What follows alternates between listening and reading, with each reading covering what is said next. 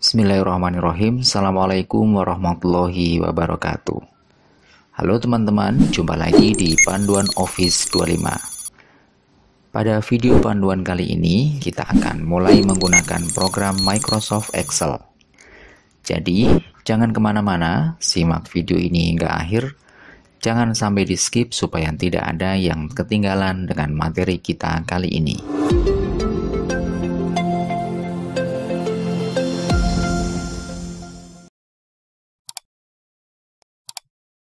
Baiklah, untuk memulai pembahasan kali ini, kita pelajari terlebih dahulu cara membuka workbook yang kemarin sudah kita simpan.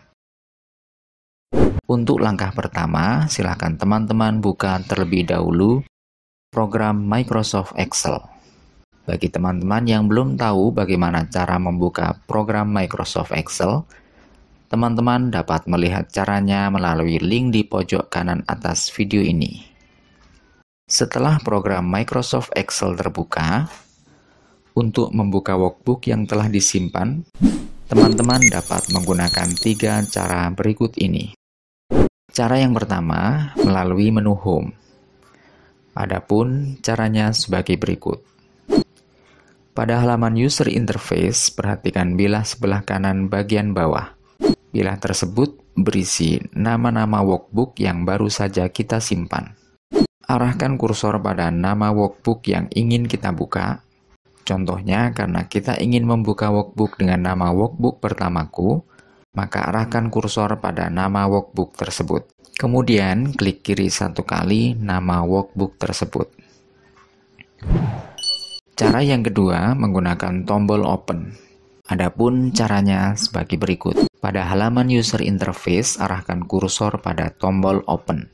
Klik kiri 1 kali tombol tersebut dan perhatikan tampilan pada bilah sebelah kanan. Arahkan kursor pada nama workbook yang ingin kita buka. Klik kiri 1 kali nama workbook tersebut. Cara yang ketiga melalui Windows Explorer. Adapun caranya sebagai berikut.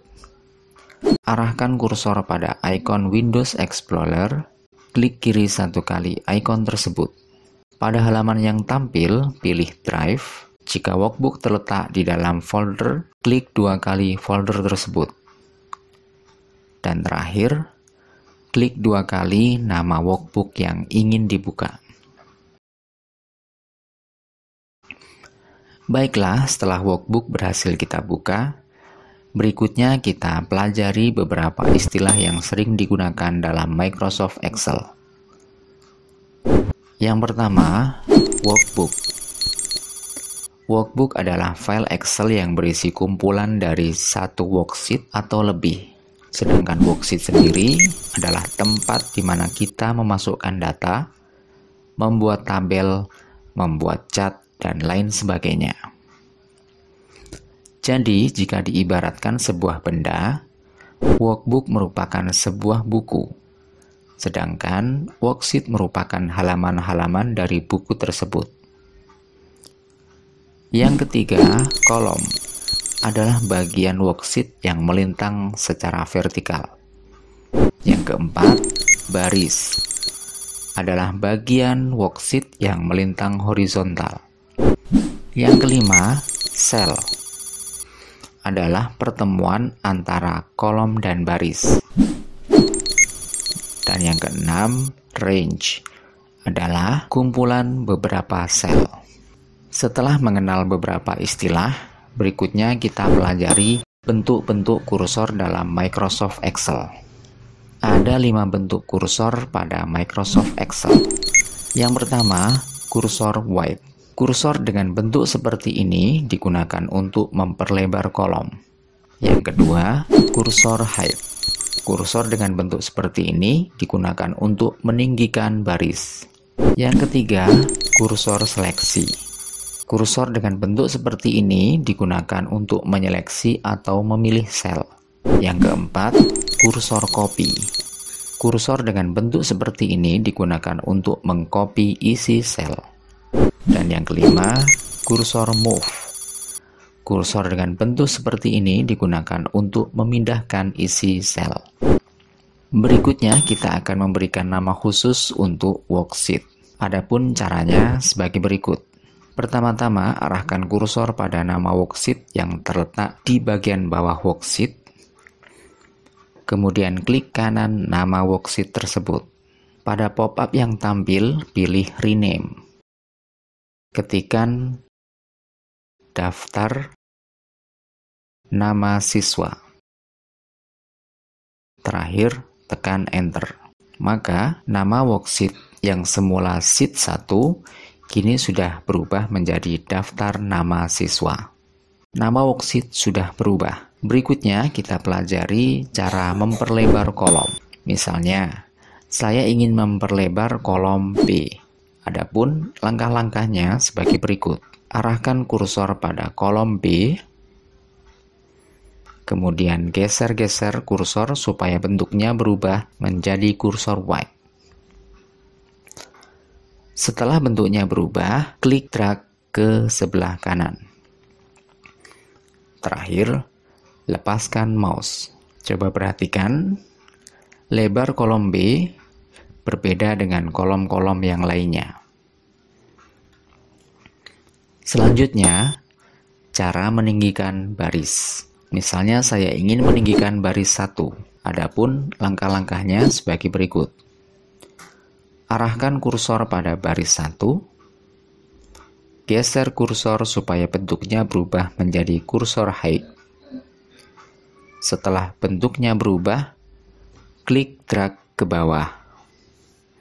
Terakhir, lepaskan mouse. Maka, baris 1 mempunyai tinggi yang berbeda dengan baris-baris yang lainnya. Selanjutnya kita masukkan data ke dalam sel. Adapun caranya sebagai berikut. Arahkan kursor pada sel A1, kemudian klik satu kali sel tersebut.